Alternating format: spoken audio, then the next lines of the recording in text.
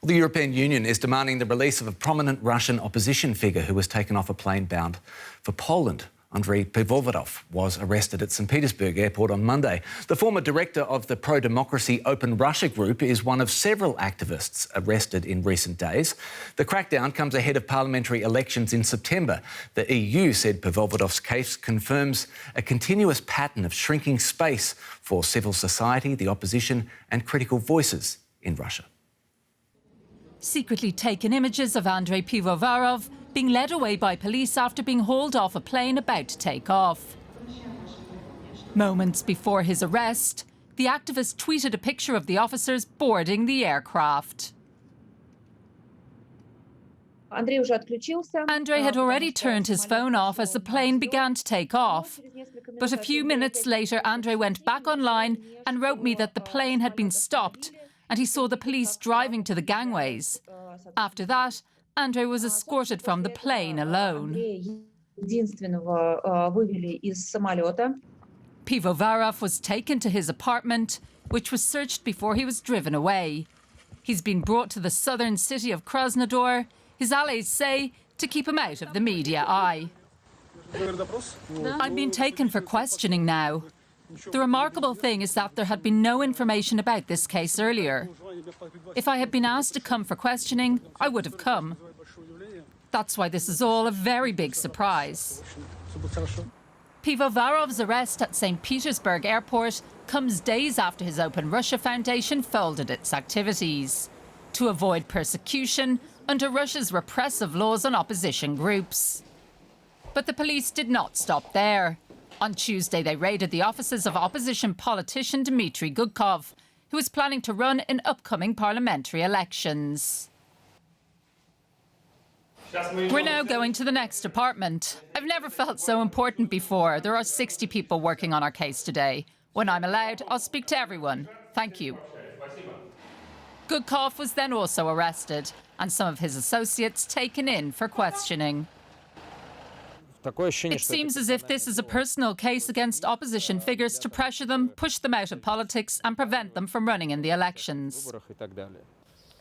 With such scenes repeating themselves all over Russia, the opposition is bracing for a tough time before polls open in September. And for more on this, we are joined now by DW correspondent Emily Sherwin in Moscow. Emily, welcome. What's the latest you're hearing about these arrests? Well, we know that Dmitry Gudkov and Andrei Pivovarov are both quite high-profile opposition figures here in Russia, and their allies say that this is a political campaign against the whole opposition. Officially, Gudkov was arrested in connection with apparently not having paid rent on a space that he rented here in Moscow from the Moscow mayor's office.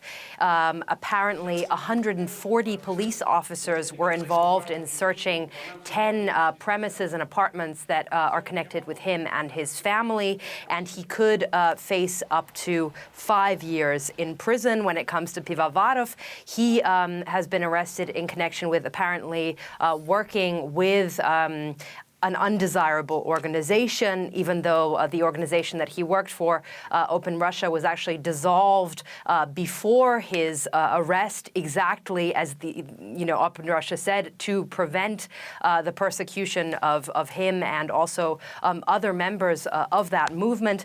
And he could face up to 6 years in prison. We might see the beginning of the trials of these two figures today or in the coming days, apparently. Emily, can we just focus on the arrest of Andrei Pivovarov from the Open Russia Foundation a bit more? How unusual is the style of his arrest in that he was taken off a plane?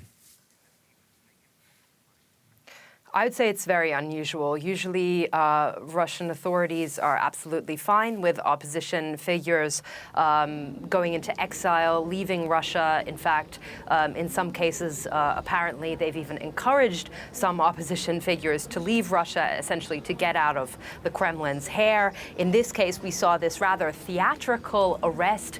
Pivovarov was taken out of the airplane, which was about to take off from St. Petersburg airport. court. And I think there are very clear parallels to be drawn here with neighboring Belarus, where a plane was actually landed in Minsk only for an opposition blogger to be arrested. And I think everyone here in Russia is drawing those parallels in the past few days. After all, people here have been watching very closely the events of the past months in Belarus, you know, the protests after those elections, presidential elections, and the violent crackdown that came afterwards on protesters, on opposition politicians, on journalists. And it almost seems as if the Russian authorities, who so far have been a bit more liberal than their neighboring Belarus, are showing that you know, they can do the same, and that people shouldn't take to the streets and protest like they did in Belarus.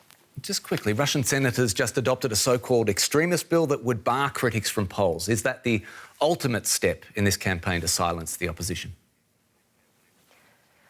Well, people say that this law that's just been passed is actually aimed directly at Navalny's allies. 3 of his organizations could, in a trial on the 9th of June, be declared extremist. And this bar means that, this law rather means that anyone connected with extremist organizations can't run. It's part of a wider crackdown that we've now seen with the examples of Pivovarov and Gudkov. From Moscow, Emily Sherman, thanks so much.